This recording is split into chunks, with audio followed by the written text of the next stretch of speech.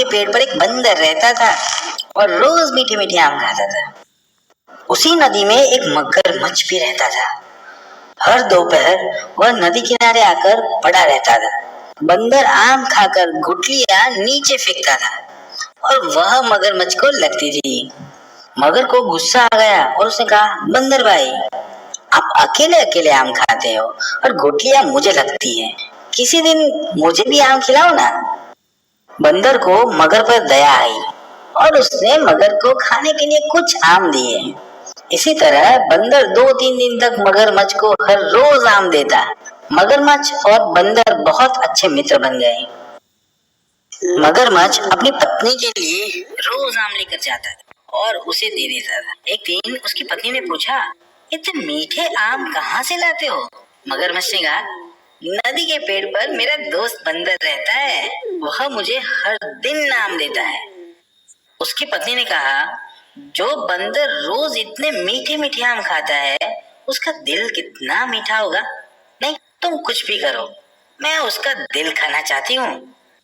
मगरमच्छ ने कहा, ये तुम क्या कह रही हो? वो मेरा दोस्त है, वह हमें हर दिन मीठे मीठे आम देता है और उसके एहसान का बदला हम ऐसे चुकाएंगे?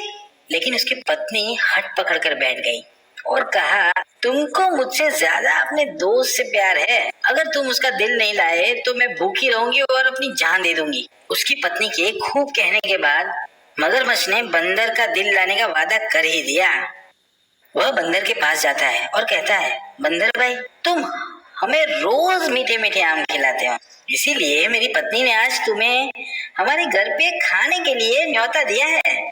इससे बंदर खुश हो जाता है और मगरमच्छ उसे अपने पीठ पर बैठाकर ले जाता है।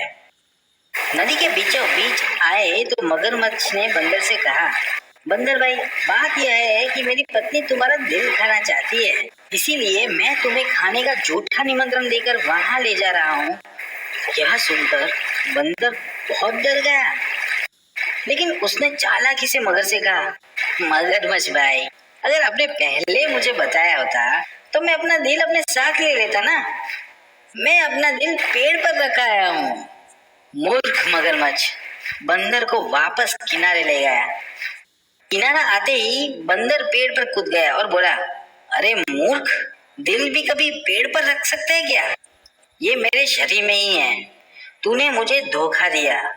आज से तुम्हारी और मेरी दोस्ती खत्म। यहाँ से चले जाओ। इस प्रकार बंदर की चतुराई से उसकी जान बच गई।